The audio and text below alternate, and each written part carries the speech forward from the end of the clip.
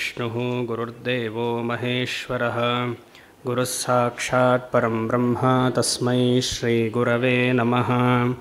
सदाशिवसमारम्भां शङ्कराचार्यमध्यमाम् अस्मदाचार्यपर्यन्तां वन्दे गुरुपरम्परां। सहना भवतु सहनौ भुनक्तु सह वीर्यं करवावहै तेजस्विनावधीतमस्तु मा विद्विषावहै। ॐ शान्तिः शान्तिः शान्तिः। ॐ ಶ್ರೀರಾಮಗೀತಾ ಶ್ಲೋಕ 42. ಗುರೋ ಸಕಾಶಾದಪಿ ವೇದವಾಕ್ಯತಃ ಸಂಜಾತ ವಿದ್ಯಾನುಭವೋ ನಿರೀಕ್ಷ್ಯತಂ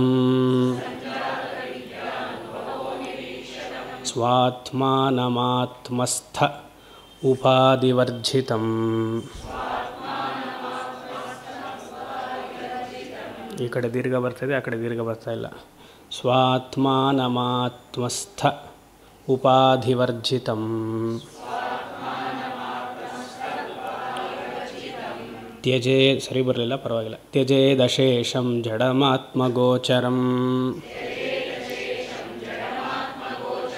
ಪ್ರಕಾಶರೂಪೋಹಮಜೋಹಮದ್ವಯಃ ಸಕೃದ್ವಿಭಾತೋಹಮಿತೀವ ನಿರ್ಮಲಃ ವಿಶುದ್ಧವಿಜ್ಞಾನಘನೋ ನಿರಾಮಯಃ ಸಂಪೂರ್ಣ ಆನಂದಮಯೋಹಮಕ್ರಿಯಃ.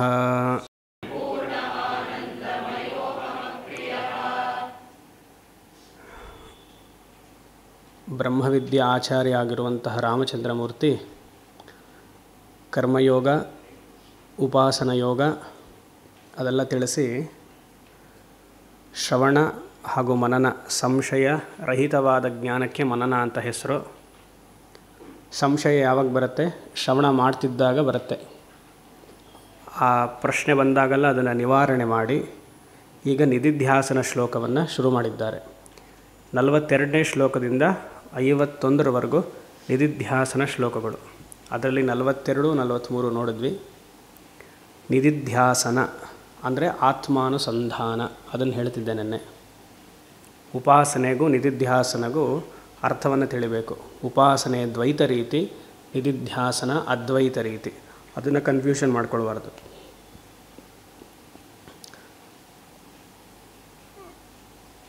ನಿಧಿಧ್ಯಾಸನವನ್ನೇ ಉಪಾಸನೆ ಅಂತ ಯಾರು ಹೇಳಿದ್ರೆ ಓಕೆ, ಆವಾಗ ಏನನ್ನು ನೀವು ಉಪಾಸನೆ ಅಂತ ಹೇಳ್ತಿದ್ದೀರಾ ಅಂತ ಪ್ರಶ್ನೆ ಮಾಡಬೇಕು. ಆತ್ಮಾನುಸಂಧಾನವನ್ನೇ ಉಪಾಸನಾ ರೀತಿಯಲ್ಲಿ ಮಾಡ್ತಿದ್ದೀನಿ ಅಂತಂದರೆ ಅದನ್ನು ಆವಾಗ ಉಪಾಸನೆ ಅನ್ನುವಂಥ ಪದ ಸರಿಗಿದೆ. ಅದೇ ಸಾಧಾರಣವಾಗಿ ಆ ಪದವನ್ನು ಉಪಯೋಗಿಸ್ಬೇಕಂದ್ರೆ ನಿಧಿಧ್ಯಾಸನ ಇಲ್ಲ ಆತ್ಮಾನುಸಂಧಾನ ಅಂತ ಹೇಳಬೇಕು. ಉಪಾಸನೆ ಬರಲ್ಲ.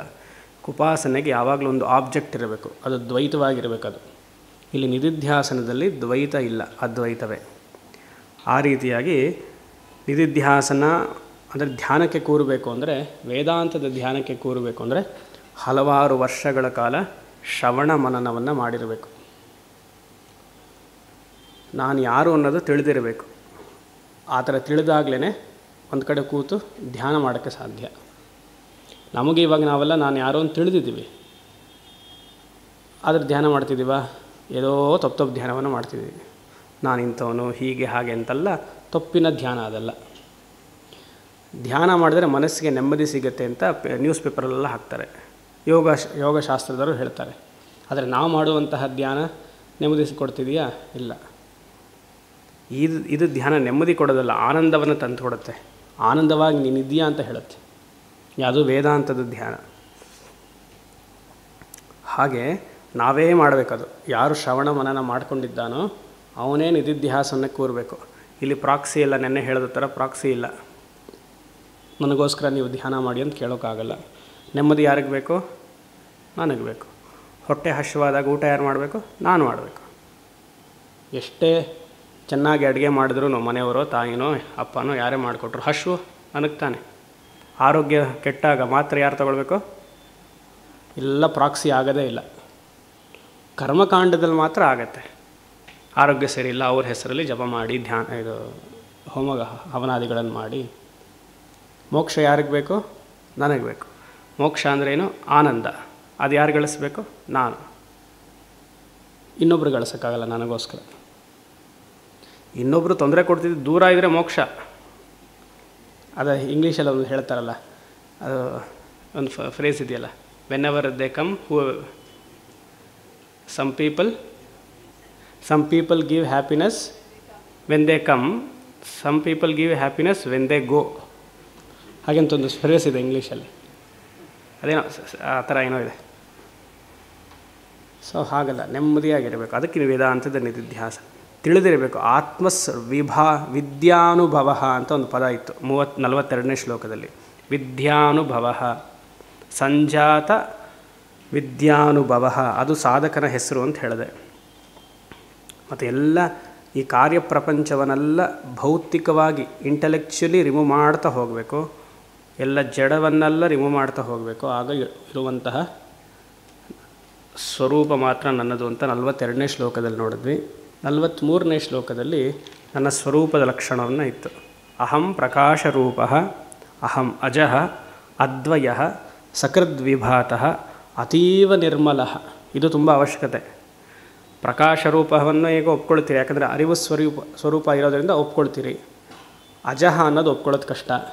ನಾವು ಹುಟ್ಟಿಲ್ಲ ಅನ್ನೋದು ಒಪ್ಕೊಳ್ಳೋದು ಕಷ್ಟ. ಅಟ್ಲೀಸ್ಟ್ ಸ್ವಲ್ಪ ಆದರೂ ಅದ್ವಯ ಒಪ್ಪಬೋದು, ಸಕೃದ್ವಿಭಾತನೂ ಒಪ್ಪಬೋದು. ಅತೀವ ನಿರ್ಮಲ ಒಪ್ಪೋದು ಕಷ್ಟ. ಮನಸ್ಸು ಪೂರ್ತಿ ಕಲ್ಮಶಗೊಂಡಿದೆ, ಆದರೆ ಇಲ್ಲಿ ತದ್ವಿರುದ್ಧವಾಗಿ ಹೇಳ್ತಿದೆ ಅತೀವ ನಿರ್ಮಲ ಅಂತ. ವಿಶುದ್ಧ ವಿಜ್ಞಾನ ಗಣಃ ನಿರಾಮಯ, ಇಲ್ಲಿವರೆಗೂ ನೋಡಿದ್ವಿ ನೆನ್ನೆ. ಕೊನೆಯ ಸಾಲೇನು? ಸಂಪೂರ್ಣ ಆನಂದಮಯ ಅಹಂ ಅಕ್ರಿಯ. ಅಕ್ರಿಯ ಅಂದರೆ ಯಾವ ಕ್ರಿಯೆಯೂ ನನ್ನಲ್ಲಿ ಆತ್ಮವಸ್ತುವಿನಲ್ಲಿ ಇಲ್ಲ. ಅಹಂಕಾರದಲ್ಲಿ ಕ್ರಿಯೆ ಇದೆ, ಆತ್ಮನಲ್ಲಿ ಕ್ರಿಯೆ ಇಲ್ಲ. ಅಹಂಕಾರಕ್ಕೆ ಕರ್ತೃತ್ವ ಭೋಕ್ತೃತ್ವ ಅನ್ನೋದಿದೆ, ಆತ್ಮಕ್ಕೆ ಆತ್ಮ ಏನು ಶುರುನಲ್ಲಿ ಹೇಳಿದ್ನಲ್ಲ, ಇದು ಶುರು ಅಂದರೆ ಇಲ್ಲಲ್ಲ, ನವಂಬರಲ್ಲಿ ಹೇಳಿದ್ದೆ, ಅಕರ್ತೃತ್ವ ಅಭೋಕ್ತೃತ್ವ. ಕರ್ಮ ಯಾಕೆ ಮಾಡ್ತೀವಿ? ಏನೋ ಒಂದು ಗಳಿಸೋದಕ್ಕೋಸ್ಕರ ಮಾಡ್ತೀವಿ. ಇಚ್ಛಾದಿ ರಾಗಾದಿ ಸುಖ ಅಂತ ಬಂತಲ್ಲ, ಇಚ್ಛಾದಿ ರಾಗಾದಿ ಸುಖ ಪ್ರತ್ಯಯಕ್ಕೆ. ನನ್ನಲ್ಲಿ ಏನೋ ಒಂದು ಕೊರತೆ ಇದ್ದರೆ ಕರ್ಮ ಮಾಡಬೇಕು ಅಂತ ಅನಿಸುತ್ತೆ. ಕೊರತೆ ಇಲ್ಲ ಅಂದರೆ ಒಬ್ಬ ಜ್ಞಾನಿಗೆ ಕೊರತೆ ಇರೋದಿಲ್ಲ, ಯಾಕಂದರೆ ಅವನು ಪೂರ್ಣ ತೃಪ್ತನಾಗಿದ್ದಾನೆ. ಅವನಿಗೋಸ್ಕರ ಏನು ಕರ್ಮವನ್ನು ಮಾಡ್ಕೊಳ್ಳೋದೇ ಇಲ್ಲ. ಅವನು ಲೋಕಕ್ಷೇಮಾರ್ಥವಾಗಿ ಮಾಡ್ತಿರ್ತಾನೆ. ಆ ಲೋಕಕ್ಷೇಮಾರ್ಥವಾಗಲೂ ಮಾಡಿದಾಗ ಮಾಡಬೇಕಂದ್ರೆ ಜ್ಞಾನಿಗೆ ಅಹಂಕಾರ ಇರಲ್ಲ. ಯಾಕೆ? ಆತ ಈಶ್ವರನ ಅಂಶ, ಈಶ್ವರನೇ ಮಾಡಿಸೋದದು.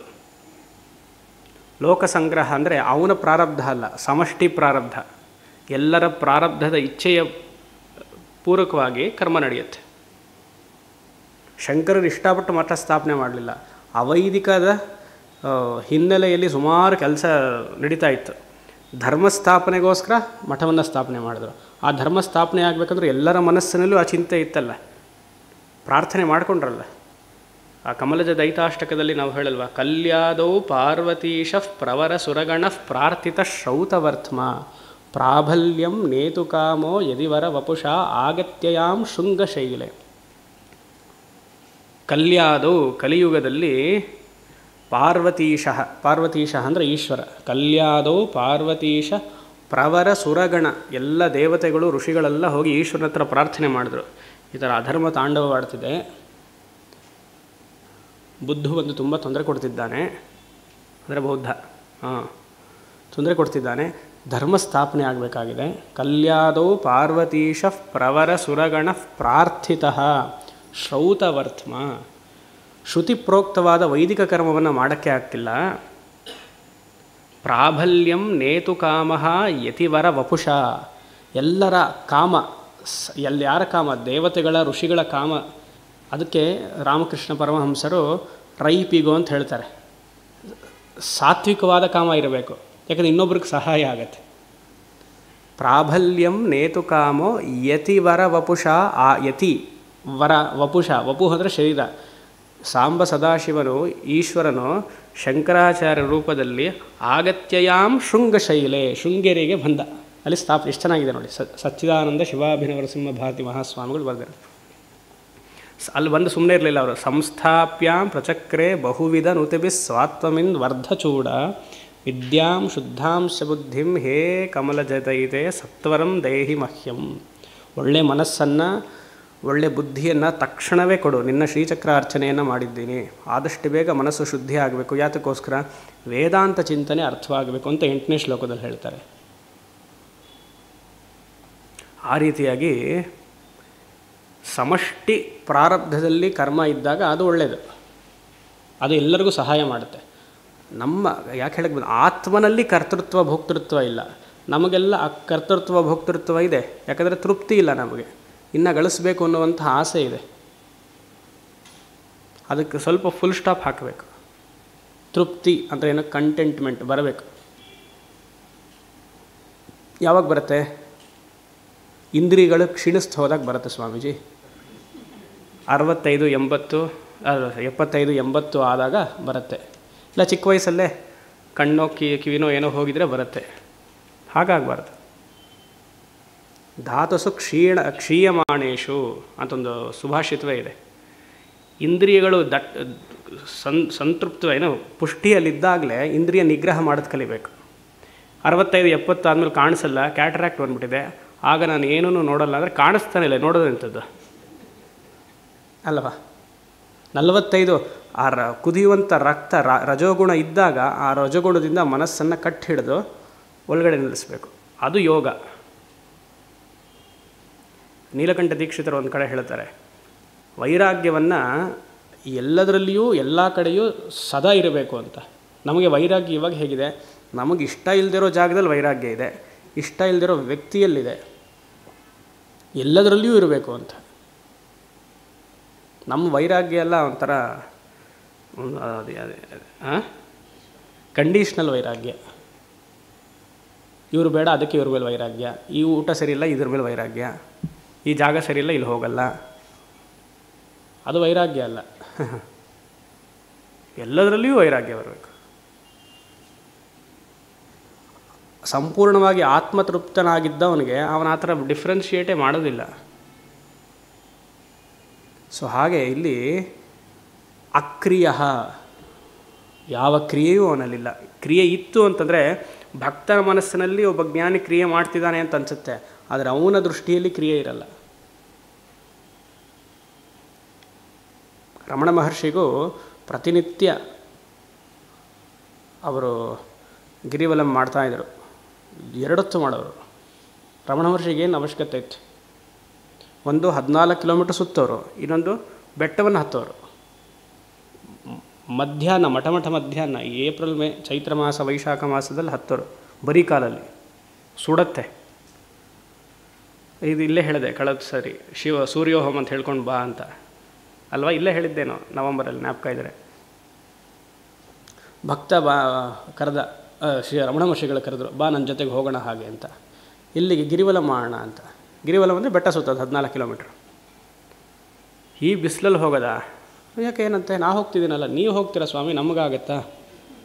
ಚಪ್ಪಲಿ ಹಾಕೊಂಡ್ರೂ ನಮಗೆ ನಡೆಯೋದು ಕಷ್ಟ ಬಿಸಿಲಲ್ಲಿ. ಎಷ್ಟೊತ್ತಿಗೆ 11:30 12:30 ಮಧ್ಯಾಹ್ನ 48 ಡಿಗ್ರಿ ಇರುತ್ತೆ ಬಿಸಿಲು. ಸೂರ್ಯೋಹಂ ಅಂತ ಹೇಳ್ಕೊಂಡು ಬಾ ಆಗತ್ತೆ ಅಂದರು. ನೀವು ತಮಾಷೆ ಮಾಡ್ತೀರಾ ಅಂದರು. ಹೇಳ್ಕೊಂಡು ಬಾ ಸೂರ್ಯೋಹಂ ಅಂತ ನೋಡೋಣ. ಹೇಳ್ದ ಬರೀ ಕಾಲಲ್ಲಿ ಅವ್ರ ಜೊತೆಗೆ ನಡೆದ್ಬಿಟ್ಟ. ಅಂದರೆ ಅವ್ರು ಆಶೀರ್ವಾದ ಮಾಡಿರ್ತಾರೆ, ಸುಮ್ಮನೆ ಅಲ್ಲ, ಆಶೀರ್ವಾದ ಇರುತ್ತೆ. ಮಹಾತ್ಮರ ಲಕ್ಷಣವೇ ಹಾಗೆ. ಪ್ರತಿನಿತ್ಯ ಸುತ್ತೋರು. ಆದಮೇಲೆ ಶೆಕೆ ಆಗೋದು ಅವ್ರಿಗೆ, ಬೀಸ್ಕೊಳ್ಳೋರು. ಶೆಕೆ ಆಗ್ತಿದೆ ಅಂದರೆ ಪಕ್ಕದಲ್ಲಿ ಬೀಸೋರು, ನೀರು ಕುಡಿ, ಬಾಯಾರಿಕೆ ಆಗುತ್ತೆ. ಇವಾಗ ಅದೊಂದು ನೆಕ್ಸ್ಟ್, ಜ್ಞಾನಿ ನೀರು ಕುಡಿತಾನ ಇಲ್ವಾ, ಶೆಕೆ ಆಗತ್ತಾ ಇಲ್ವಾ ಆತನಿಗೆ, ಹೇಗೆ ಕೂತ್ಕೊಳ್ತಾನೆ, ಕೃಷ್ಣನ್ ಮಾತ್ರ ಹೇಗೆ ನಡೀತಾನೆ, ಸಾಧಾರಣವಾಗಿರ್ತಾನೆ. ಮನಸ್ಸಿನ ವೃತ್ತಿಯಲ್ಲಿ ಅವನ ಜ್ಞಾನ ಇರುತ್ತೆ. ಅಲ್ಲಿ ಕರ್ತೃತ್ವ ಭೋಕ್ತೃತ್ವ ಇರಲ್ಲ. ಹೊರಗಡೆ ಎಲ್ಲ ಕಾರ್ಯವೂ ನಡೀತಾ ಇರುತ್ತೆ. ಹಶ್ವಾಗುತ್ತೆ, ನಮ್ಮ ಥರನೇ ಊಟ ಮಾಡ್ತಾರೆ. ಏಕಾದಶಿಗೆ 2 ಸತಿ ಊಟ ಮಾಡ್ಬೋದು. ಅದೊಂದು ಪ್ರಸಿದ್ಧವಾದೊಂದು ಈ ದ್ವೈತ ಸಂಪ್ರದಾಯದಲ್ಲೊಂದು ಸೂತ್ರ ಇದೆ, ಒಂದು ಸಾಲಿದೆ. ಏಕಾದಶ್ಯಂತು ಅಹೋರಾತ್ರಂ ಭೋಜನಂ ಕರ್ತವ್ಯಂ ದ್ವಯಂ ಅಂತೊಂದಿದೆ, ಕೇಳಿದ್ದೀರಾ? ದ್ವೈತ ಸಂಪ್ರದಾಯದಲ್ಲಿ ಹೇಳ್ತಾರೆ. ಏಕಾದಶ್ಯಂತು ಅಹೋರಾತ್ರಂ ಭೋಜನಂ ಕರ್ತವ್ಯಂ, ಅರ್ಥ ಆಗುತ್ತಲ್ಲ, ದ್ವಯಂ. ಏಕಾದಶಿ ದಿವಸದಂದು ವಿಶೇಷವಾಗಿ ಬೆಳಗ್ಗೆ ಹೊತ್ತು ರಾತ್ರಿ 2 ಸತಿ ಊಟ ಮಾಡಬೇಕಂತೆ. ಏನು ಹೀಗೆಲ್ಲ ಹೇಳ್ತಿಲ್ಲ, ದಾರಿ ತಪ್ಪಿಸ್ತೀರಲ್ಲ ನೀವು. ಹಾಂ, ಅದು ಸರಿಯಾಗಿ ಅರ್ಥ ಮಾಡ್ಕೊಳ್ಬೇಕಾ ಸಾಲು. ಏಕಾದಶ್ಯಾಂತು ಅಹೋರಾತ್ರಂ ಭೋಜನ, ಅದು ಭೋಜನ ಅಲ್ಲ, ಅಹೋ ಜನರೇ ಅಂತ. ಅಹೋ, ಭೋ ಅಂದರೆ ಅಹೋ ಆಶ್ಚರ್ಯ ಜನರೇ, ಕರ್ತವ್ಯಂ ದ್ವಯ ಮಂತ್ರವನ್ನು, ದ್ವಯ ಮಂತ್ರ ಅಂದರೆ ಅಷ್ಟಾಕ್ಷರಿ ದ್ವಾದಶಾಕ್ಷರಿ ಮಂತ್ರವನ್ನು ಬೆಳಗ್ಗೆ ರಾತ್ರಿ ಮಾಡ್ತೀರಿ ಅಂತ. ಇವನು ಅದು ಸಾಲದ ಮರೆಸ್ಬಿಟ್ಟ, ಇವನಿಗೆ ಭೋಜನ ಜ್ಞಾಪಕ ಇತ್ತು. ಯಾಕಂದ್ರೆ ಮನಸ್ಸು ಅಲ್ಲೇ ಇರುತ್ತಲ್ಲ ಚಿಂತನೆ. ನಮ್ಮ ಕರ್ನಾಟಕದವರು ಫಲಹಾರ ಅಂದರೆ ಸಾಲಿಡ್ ಊಟ ಅಲ್ವಾ, ಫಲ ಆಹಾರ ಅದಷ್ಟೇ. ಹಣ್ಣು ಮಾತ್ರ ತಗೊಳ್ಬೇಕು, ಹಣ್ಣು ಹಾಲು. ನಾವು ಉಪ್ಪಿಟ್ಟು ಕೇಸರಿ ಭಾತೆಲ್ಲ ಹಾಕಿರ್ತೀವಿ ಫಲಹಾರಕ್ಕೆ ಅಲ್ವಾ. ಹಾಗೆ ಯಾಕೆ ಹೇಳಕ್ಕೆ ಬಂದೆ, ಎಲ್ಲೋ ಇದ್ದೆ.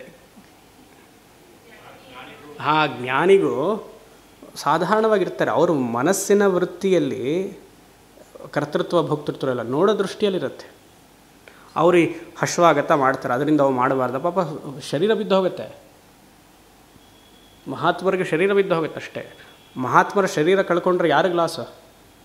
ನಮಗೆ ಲಾಸು ಅಲ್ವಾ. ಸೊ ಹಾಗೆ ಅಕ್ರಿಯ ಆ ತತ್ವದಲ್ಲಿ, ಆತ್ಮತತ್ವದಲ್ಲಿ ನಾವೆಲ್ಲರೂ ಇರೋದಕ್ಕೆ ಪ್ರಯತ್ನ ಮಾಡಬೇಕು. ಇದು ನಿಧಿಧ್ಯಾಸನ ಶ್ಲೋಕ. ಆಮೇಲೆ ಸದಾ ಆನಂದಮಯ ಕೋಶ ಅಂತಿದೆ, ಅದನ್ನು ತೊಗೊಳ್ಬಾರ್ದಿಲ್ಲಿ.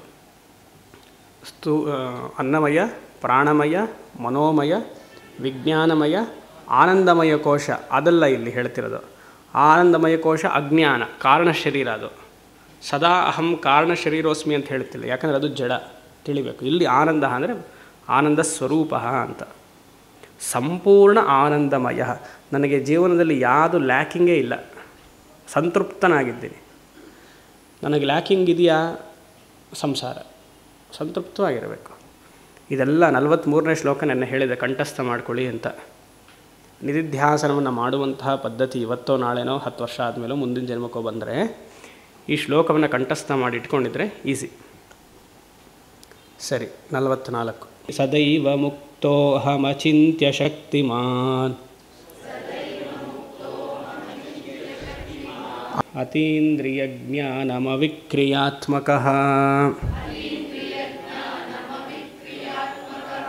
ಅನಂತಪಾರೋಹಮಹರ್ನಿಶಂಬುಧೈಃ ವಿಭಾವಿತೋಹಂ ಹೃದಿ ವೇದವಾದಿಭಿಃ.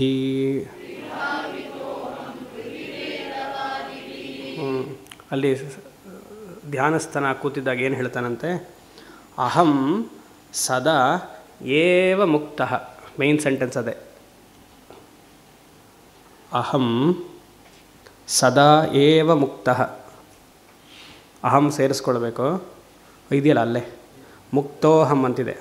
ಅಹಂ ಸದೈವ ಇದೆ, ಅಹಂ ಸದಾ ಏವ ಮುಕ್ತಃ. ಸದಾ ಮುಕ್ತಿಯಲ್ಲಿಯೇ ನಾನಿದ್ದೀನಿ ಅಂತ ಅವನ ಮನಸ್ಥಿತಿ. ಯಾರ ಮನಸ್ಥಿತಿ? ನಿಧಿಧ್ಯಾಸನದಲ್ಲಿ ಕೂತಿರುವಂತಹ ಮನಸ್ಥಿತಿ ಏನೋ, ಸದಾ ಮುಕ್ತಿಯಲ್ಲಿ ನಾನಿದ್ದೀನಿ. ಆದರೆ ನಾವು ಹೇಗಿದ್ದೀವಿ? ನನಗೆ ಮುಕ್ತಿ ಬೇಕು ಅಂತ ಕೇಳ್ತಿದ್ದೀವಿ. ಮುಕ್ತಿ ಒಂದು ದಿವಸ ಬರುವಂಥದ್ದಲ್ಲ, ಒಂದು ದಿವಸ ಹೋಗುವಂಥದ್ದಲ್ಲ. ಅದ್ವೈತ ವೇದಾಂತದ ಪ್ರಕಾರ ಮುಕ್ತಿ is not A future event. ಒಂದು ದಿವಸ ಮುಕ್ತಿ ಗಳಿಸ್ತೀನಿ ಅಂತ ಅಲ್ಲ, ಅದ್ವೈತದಲ್ಲಿ ಹಾಗೆ ಬರೋದಿಲ್ಲ. ಅದ್ವೈತಗಳಾಗಿರುವಂತಹ ನಾವು ಮುಕ್ತಿಗೆ ಆ ಥರ ಆಶಯ ಪಡಬಾರ್ದು. ಒಂದು ದಿವಸ ಮುಕ್ತಿ ಬಂತು, 80ನೇ ವಯಸ್ಸಿಗೆ ನನಗೆ ಬಂತು ಅಂದರೆ ಯಾವುದು ಬರುತ್ತೋ ಅದು ಹೋಗಬೇಕು, ಬರೋದೆಲ್ಲ ಹೋಗಬೇಕು ಅಲ್ವಾ. ಶರೀರ ಬಂತು, ಒಂದು ದಿವಸ ಶರೀರ ಹೋಗಬೇಕು. ಮನಸ್ಸಲ್ಲಿ ಒಂದು ಒಳ್ಳೆ ವೃತ್ತಿ ಬಂತು, ಒಳ್ಳೆ ವೃತ್ತಿ ಹೋಗಬೇಕು.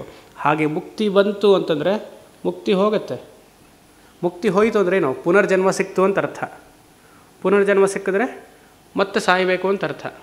ಇದನ್ನು ಮುಕ್ತಿ ಅಂತ ಕರಿತೀರಾ? ಅದನ್ನು ಮುಕ್ತಿ ಅಂತ ಕರಿತಿದ್ರೆ ನಾವಿವಾಗ ಇರೋದೆಲ್ಲ ಹಾಗೆ ತಾನೆ. ಅದಕ್ಕೂ ಏನು ವ್ಯತ್ಯಾಸ ಆಯಿತು? ಸದಾ ಮುಕ್ತನಾಗಿದ್ದೇನೆ. ಯಾಕೆ? ಆತ್ಮಸ್ವರೂಪನು ಸದಾ ಮುಕ್ತದಲ್ಲಿಯೇ ಆನಂದದಲ್ಲಿಯೇ ಇದ್ದಾನೆ. ಇದನ್ನೆಲ್ಲ ತಿಳಿಬೇಕು. ಇದೇ ವೆರಿ ಇಂಪಾರ್ಟೆಂಟ್. ಈ ಅದ್ವೈತದ ಲಕ್ಷಣವನ್ನು ತಿಳಿಲಿಲ್ಲ ಅಂದರೆ ನಾವು ದ್ವೈತಸ್ಥರಾಗಿಯೇ ಹುಟ್ಟಿರ್ತೀವಿ. ದ್ವೈತ ಸಂಪ್ರದಾಯದಲ್ಲಿ ಹಾಗಿರೋದು ಪರವಾಗಿಲ್ವ, ದಾಸೋಸ್ವಿವಾಹ ಅವ್ರಿಗಿರೋದು ಒಳ್ಳೆಯದು. ಯಾಕಂದರೆ ಅವ್ರು ಹಾಗೇ ಇರಬೇಕು. ಅವ್ರ ಗುರುಗಳು ಹೇಳಿಕೊಟ್ಟಿರೋದೇ ಹಾಗೆ. ಅವ್ರ ಗುರುಗಳು ಹೇಗೆ ಹೇಳಿಕೊಟ್ಟಿದ್ದಾರೆ ಅವ್ರು ಹಾಗಿದ್ದಾರೆ. ಅವರು ಸ್ವಧರ್ಮವನ್ನು ಆಚರಣೆ ಮಾಡ್ತಿದ್ದಾರೆ. ಸ್ವಧರ್ಮೇ ನಿಧನಂ ಶ್ರೇಯ ಪರಧರ್ಮೋ ಭಯಾವಹ ಅಲ್ವಾ? ಅವ್ರು ಹಾಗೇ ಇರಬೇಕು. ಆದರೆ ಅದ್ವೈತಿಗಳಾಗಿರುವಂಥ ನಾವು ದ್ವೈತವನ್ನು ಪಾಲನೆ ಮಾಡಿದ್ರೆ ನಮ್ಮ ಸ್ವಧರ್ಮ ಯಾವುದು? ಅಹಂ ಪೂರ್ಣ ಬ್ರಹ್ಮ ಅಸ್ಮಿ ಅಂತ ಹೇಳಬೇಕು. ಅದು ಸ್ಮಾರ್ತರ ಶಂಕರಾಚಾರ್ಯರ ಅನುಗಾಯಿಗಳು. ಸ್ವಧರ್ಮೇ ನಿಧನಂ ಶ್ರೇಯ. ನಾವು ಪರಧರ್ಮವನ್ನು ಪಾಲನೆ ಮಾಡ್ತಿದ್ದೀವಿ ಇವಾಗ. ಪರಧರ್ಮ ಅಂದರೆ ಭಯಾವಹ, ಭಯ ಕೊಡುತ್ತಂತೆ. ಪರಧರ್ಮವನ್ನು ಆಚರಣೆ ಮಾಡಿದ್ರೆ ಭಯ ನಮಗೆ. ದ್ವೈತದಲ್ಲಿ ಹೆಚ್ಚು ಹೆಚ್ಚು ಇದ್ದಷ್ಟು ಭಯ. ದ್ವಿತೀಯಾದ್ವೈ ಭಯಂ ಭವತಿ ಅಂತ ಬೃಹದಾರಣ್ಯಕ ಹೇಳುತ್ತೆ. ಎಲ್ಲೆಲ್ಲಿ ನೀನು ಎರಡನ್ನು ನೋಡ್ತೀಯೋ ಅಲ್ಲಿ ನಿನಗೆ ಭಯ ಉಂಟತ್ತೆ. ಎರಡು ಬಂತು ಭಯ ಆಗಬೇಕು. ಒಂದೇ ಇದ್ದರೆ ಭಯ ಬರಲ್ಲ. ಮುಕ್ತಿ ಅನ್ನೋದು ನನ್ನ ಸ್ವರೂಪ. ಮುಕ್ತಿ ಅಂದರೆ ಏನು ದಯವಿಟ್ಟು ತಿಳಿಬಿಡಿ. ಅವತ್ತು ಹೇಳಿದೆ, ಇವತ್ತು ಹೇಳ್ತಿದ್ದೀನಿ. ಮನಸ್ಸಿನಲ್ಲಿ ಅದು ಚೇಂಜ್ ಆಗಬೇಕು. ಆ ಕಾಗ್ನಿಟಿವ್ ಚೇಂಜ್, ಪರ್ಸೆಪ್ಷನ್ ಬದಲಾವಣೆ ಆಗಬೇಕು. ಮುಕ್ತಿ ಅನ್ನೋದು ನನ್ನ ಸ್ವರೂಪ. ನನ್ನ ಸ್ವರೂಪ ಅಂತ ನಾನು ಹೇಳ್ತಿದ್ರೆ ಅದು ದೇಹ ಮನಸ್ಸಲ್ಲ, ನನ್ನಲ್ಲಿರುವಂತಹ ಶುದ್ಧ ಚೈತನ್ಯದ ಸ್ವರೂಪ, ಆನಂದ ಸ್ವರೂಪ. ಅದಕ್ಕೆ ಮುಕ್ತಿ ಅಂತ ಹೇಳೋದು. ಸದಾ ಆನಂದವಾಗಿರುವಂಥದ್ದೇ ಮುಕ್ತಿ. ಸದಾ ಆನಂದವಾಗಿರೋದು ಹೇಗೆ? ಅಶೇಷಂ ತ್ಯಜ ಅಂತೆಲ್ಲ ಬಂತಲ್ಲ. ಸೂರ್ಯನ ಉದಯ ಹಾಗೂ ಅಸ್ತಮ ನಿಮಗೇನಾದ್ರು ನಿಮ್ಮ ಕ್ರಿಯೆಗೆ ತೊಂದರೆ ಮಾಡ್ತಿದೆಯಾ? ಸೂರ್ಯನ ಉದಯ ಹಾಗೂ ಅಸ್ತಮ ನಿಮ್ಮ ನಿತ್ಯ ಜೀವನದ ಕ್ರಿಯೆಗೆ ಏನಾದ್ರು ತೊಂದರೆ ಮಾಡ್ತಿದೆಯಾ? ಇಲ್ಲ ತಾನೆ. ಆದರೂ ಕ್ರಿಯೆ ಮಾಡ್ತಾನೇ ಇದ್ದೀರ ತಾನೆ. ಆತ್ಮ ಆಗಿರುವಂತಹ ನಾನು, ನನ್ನ ಉಪಾಧಿ ಆಗಿರುವಂತಹ ಮನಸ್ಸು ಬುದ್ಧಿ ಇದ್ದಾಗ ನನ್ನ ಸ್ವರೂಪವನ್ನು ಹೇಳೋಕ್ಕೆ ತೊಂದರೆ ಮಾಡುತ್ತಾ? ಯೋಚನೆ ಮಾಡಿ. ಪ್ರಶ್ನೆ ಕೇಳ್ತೀನಿ ಮತ್ತೆ. ಹೇಗೆ ಸೂರ್ಯ ಉದಯ ಹಾಗೂ ಅಸ್ತಮದಿಂದ ನನ್ನ ನಿತ್ಯ ಜೀವನದ ಕ್ರಿಯೆ ತೊಂದರೆ ಆಗ್ತಿಲ್ವೋ, ಹಾಗೆ ನಿಜ ಸ್ವರೂಪವಾಗಿರುವಂತಹ ಆತ್ಮವಸ್ತು ನಾನಾದಾಗ, ದೇಹ ಮನಸ್ಸು ನನ್ನ ಹತ್ತಿರ ಇದ್ದಾಗ ನಾನು ಪೂರ್ಣ ಬ್ರಹ್ಮಾಸ್ಮಿ ಅಂತ ಹೇಳೋಕ್ಕೆ ದೇಹ ಮನಸ್ಸು ಬಾಧ ಆಗ್ತಾ ಇದೆಯಾ? ಬಾಧ ಅಂದರೆ ತೊಂದರೆ ಕೊಡ್ತಾ ಇದೆಯಾ? ಆನಂದ ಹೇಳ್ಬೋದಲ್ವಾ? ಏನಂತ ಹೇಳ್ಬೋದು? ಅಹಂ ಪೂರ್ಣ ಆನಂದ ಅಸ್ಮಿ ಅಂತ ಹೇಳ್ಬೋದಲ್ವಾ? ಎಲ್ಲಿವರೆಗೂ ಹೇಳ್ಬೋದು? ನೀವು ಕೇಳೋವರೆಗೂ ಹೇಳ್ಬೋದಾ? ಪ್ರತಿನಿತ್ಯ ಹೇಳ್ಬೋದಾ?